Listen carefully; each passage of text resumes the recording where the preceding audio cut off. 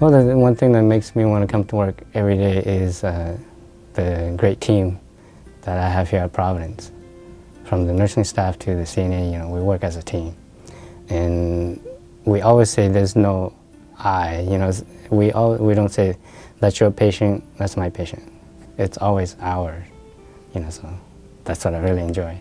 The best part of being a CNA too is working at the hospital. You can do a few more things than you wouldn't be able to do when you work at a nursing home. So here we're able to learn new skills that we can help with the nurses that will let them do something that it's a bit more important than just doing a blood sugar check. Even that's important too to know, but that can be fall on the job for the CNAs, which is great for us, but also relieve the nurses for one thing that they can focus on something else. Okay? A typical day for me is our unit's kind of small, so we usually have about 20 patients. It can be anywhere from a chest planar to a GI bleed to a TIA. So, you kind of have to tailor their care to what needs to be done for the patient. Lots of communication between you and the nurses and the doctors, so at least everyone's on the same page and know what needs to be done for the patients.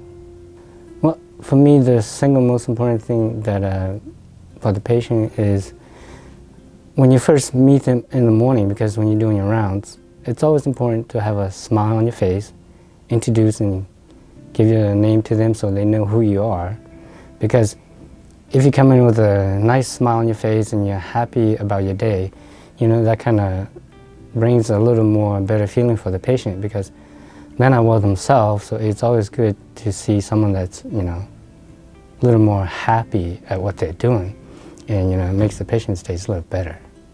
I would say to deal with stress is just, able to have hobby, friends and family, and just talk about other things besides work, because we should not always bring our work home with us, Your work is your work. Your home life is your home life, so you have to remember to separate those two as much as you can.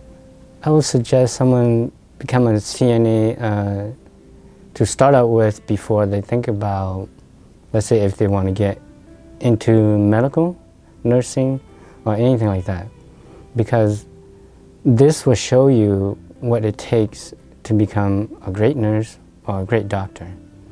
Because if you have not learned to have a good bedside manner or to be compassionate with, different types of patients that we're going to have in the future, it's hard, to become good at anything. Yeah, I enjoy the fast pace, and I like also the challenge of meeting new patients and see what I can do for them, and also learning what the patient can teach me sometime.